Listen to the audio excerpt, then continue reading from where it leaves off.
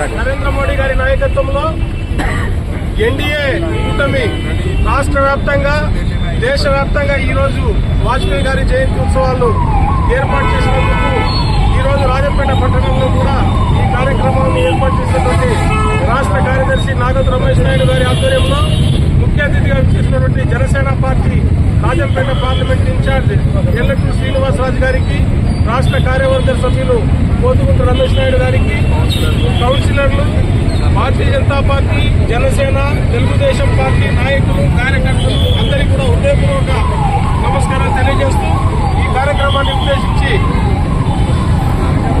Janasena party నాయకులు శ్రీనివాసరాజు గారు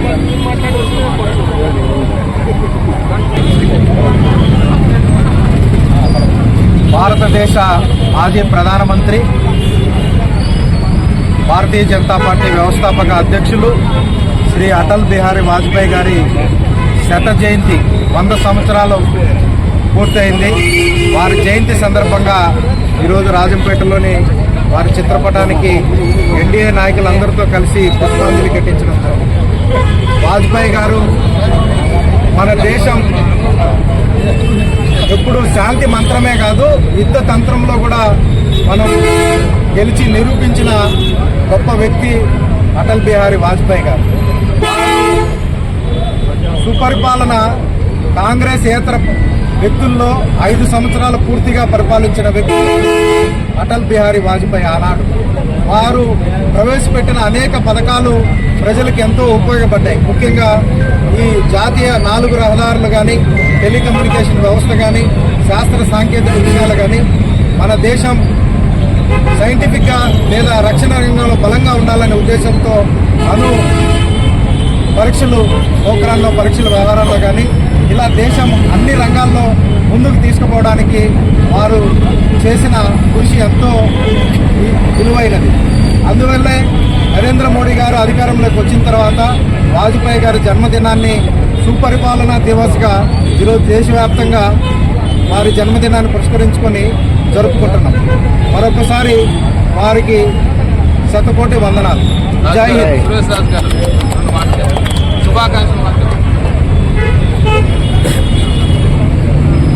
బోలో భారత్ మాతాకి జై.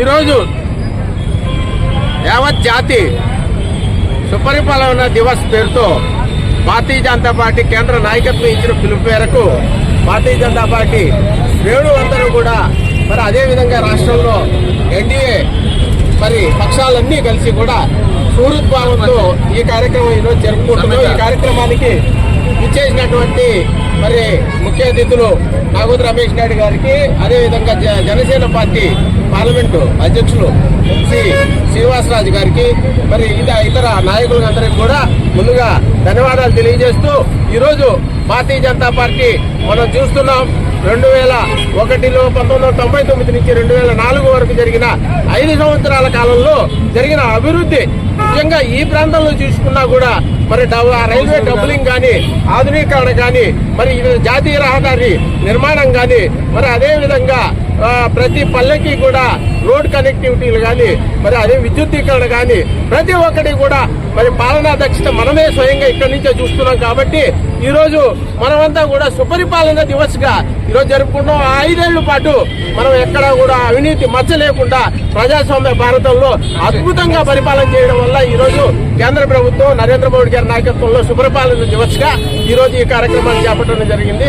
ఈ కార్యక్రమాన్ని మున్ముందు కూడా మరి ఇదే విధమైన సుపరిపాలన అందించాలంటే మరి రాబోయే కాలంలో కూడా ప్రజలు విఘ్నతతో వాజ్పేయి గారి ఆశయాలను, సిద్ధాంతాలను అమలు పరిచే ఈ ప్రభుత్వాన్ని మరీ ఎన్నుకునేట్టుగా మనం మంచి ఆలోచన చేయాలని కోరుకుంటున్నాం.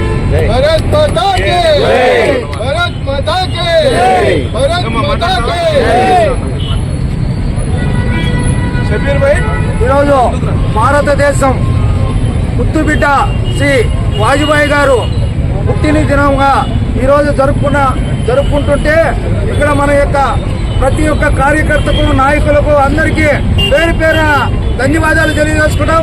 ఇంత మహత్తరమైన కార్యక్రమాన్ని ఇటువంటి నాయకుడు అడుగుజాడల్లో మనం నడచాల్సిన అవసరం ఎంతైనా ఉంది. భారతదేశాన్ని దిశ చూపించిన గొప్ప వ్యక్తి.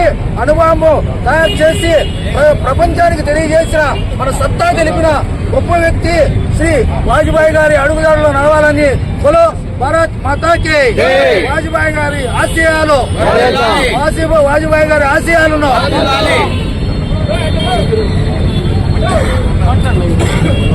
చెప్పండి అన్నమా. భారతదేశ మాజీ ప్రధానమంత్రి, అలాగే భారతీయ జనతా పార్టీ వ్యవస్థాపక అధ్యక్షుడు, భారతరత్న శ్రీ అటల్ బిహారీ వాజ్పేయి గారి జన్మదినాన్ని పురస్కరించుకొని ఈరోజు ఈ కార్యక్రమానికి చేసిన ప్రతి ఒక్కరికి, అన్ని పార్టీల నాయకులకు పేరు పేరున నా ప్రత్యేక ధన్యవాదాలు. ఒక నీతి నిజాయితీ విలువలతో కూడిన రాజకీయం చేసినారు భారతదేశంలో అంటే అది మొట్టమొదటి వ్యక్తి ఒక వాజ్పేయి గారే. ఆయన భారతదేశం యొక్క కీర్తిని ప్రపంచ దేశాలలో ఎంతో కొనియాడేట్టుగా ఆయన చేయడం జరిగింది. మన పోఖ్రాన్లో అణుపరీక్షలు నిర్వహించి ప్రపంచంలోనే ఇండియా సామర్థ్యాన్ని గురించి తెలిపిన వ్యక్తి ఆయనే. అలాగే కార్గిల్ యుద్ధంలో విజయకేతను ఎగరవేసి ఇతర దేశాలకు కూడా బుద్ధి చెప్పిన అటువంటి వ్యక్తికి ఈరోజు ఆయన జన్మదినం పురస్కరించుకొని ఇక్కడికి రావడం, ఈరోజు ఈ కార్యక్రమం పాల్గొనడం చాలా సంతోషంగా ఉంది. ఆయనకు మరొకసారి ధన్యవాదాలు తెలుపుతూ ఇక్కడికి వచ్చిన ప్రతి ఒక్కరికి ధన్యవాదాలు తెలుపుతున్నాను. జై హింద్. వాజ్పేయి ఆశయాలను, వాజ్పేయి ఆశయాలను, వాజ్పేయి ఆశయాలను జనసేన జిల్లా సమన్వయకర్త అధ్యక్షులు ఎల్లటూరి శ్రీనివాసరాజు గారికి, అలాగే బీజేపీ, టీడీపీ, ఎన్డీఏ కూటమి నాయకులందరికీ కూడా నమస్కారం. ప్రజాప్రతినిధులు, కౌన్సిలర్లు, సర్పంచులు, మాజీ జడ్పీటీసీ సభ్యులు అందరికీ కూడా నమస్కారం. అటల్ బిహారీ వాజ్పేయి గారి గురించి పెద్దలందరూ కూడా రమేష్ అన్న, సురేష్ రాజు గారు అందరూ మాట్లాడారు. వారు మాట్లాడినటువంటి మాటలో మనకు అర్థమైంది ఏంటంటే, వాజ్పేయి గారికి అవకాశం ఉన్నప్పటికీ కూడా ప్రధానమంత్రిగా కొనసాగడానికి ఆయన మీద అవిశ్వాస తీర్మానం ప్రవేశపెట్టినటువంటి సందర్భంలో 13 రోజుల సమయంలో కానీ 13 నెలల సమయంలో కానీ అనేక మంది స్వచ్ఛందంగా వచ్చి ఇతర పార్టీలకు సంబంధించి మేము మద్దతు ఇస్తామని చెప్తే కూడా లేదు అని చెప్పి వారించి నీతి నియమాలకు కట్టుబడి ప్రజాస్వామ్య విలువలను కాపాడాలనేటువంటి ఉద్దేశంతో ఆయన తృణప్రాయంగా ప్రధానమంత్రి పదవిని త్యజించినటువంటి వ్యక్తి ప్రధానమంత్రి అటల్ బిహారీ వాజ్పేయి గారు అన్నారు. ఆయన యొక్క కాలంలోనే మనం చూసాం, పివి నరసింహారావు గారంటే సంస్కరణలకు ఆద్యుడు. అదే సమయంలో అటల్ బిహారీ వాజ్పేయి గారు అంటే సుపరిపాలనకు ఆద్యుడు. అటల్ బిహారీ వాజ్పేయి కాలంలోనే మనందరం కూడా టెలి కనెక్టివిటీ కావచ్చు, రోడ్డు కనెక్టివిటీ కావచ్చు, రైలు కనెక్టివిటీ కావచ్చు, పోర్టు కనెక్టివిటీ కావచ్చు, ఇలాగా అన్ని రంగాల్లో అనుసంధానం తీసుకొచ్చినటువంటి మహోన్నతమైనటువంటి వ్యక్తి. ఇతర దేశాలతో ఎలా వ్యవహరించాలి అని చెప్పి అంతర్జాతీయంగా పాకిస్తాన్కి లాహోర్ వరకు బస్సు చేసినటువంటి గొప్ప మానవతామూర్తి. అదే సమయంలో వెన్నుపోటు పొంచే విధంగా తీవ్రవాద కార్యకలాపాలకు శ్రీకారం చుడితే అన్ని పార్టీలను కలుపుకొని ఏ విధంగా ఆయన పాకిస్తాన్ బుద్ధి చెప్పాడో తెలుసు.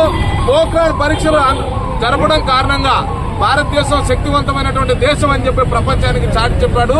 అలాంటి గొప్ప మహనీయుడు భారతదేశానికి ప్రధానమంత్రిగా, ఒక ఉపాధ్యాయురాలు యొక్క బిడ్డగా ఆయన అనేక రకాలైనటువంటి ప్రపంచంలోనే గొప్ప పేరు తెచ్చుకున్నాడు. ప్రపంచ వేదికల మీద మొట్టమొదటిసారి హిందీ పరిచయం చేసినటువంటి వ్యక్తి. అలాంటి మహోన్నతమైనటువంటి వ్యక్తి. ఆయనలో అనేక రకాలైనటువంటి క్వాలిటీస్ ఉన్నాయి. ఒక నాయకుడుగానే కాదు, సాహితీవేత్త కూడా. ఆయనకు మనందరం పెద్ద ఎత్తున అంజలి ఘటిస్తున్నాం. గొప్పగా ఘనంగా ఈ కార్యక్రమంలో పాల్గొనడం చాలా సంతోషం. భారత్ మాతాకి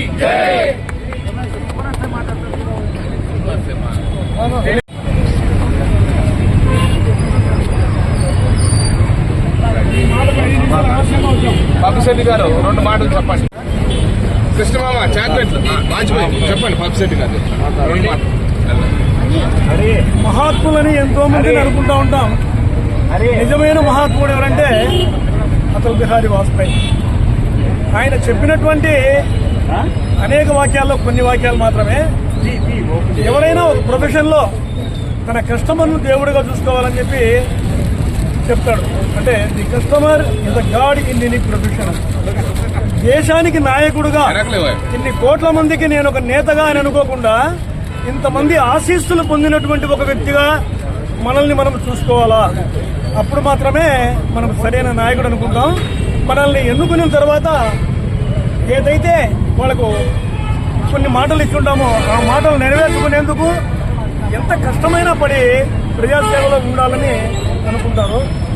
ఎప్పుడు కూడా పక్క పార్టీల్లో ఉండేటువంటి వాళ్ళని డబ్బిచ్చి కొనాలని కానీ లేకపోతే వేరే ప్రభుత్వాలను అస్థిరపరచాలని కానీ లేనటువంటి ఒక మహానాయకుడు ఆయన. అలాంటి ఆయన స్ఫూర్తితో మనందరం ముందుకు పోవాలని.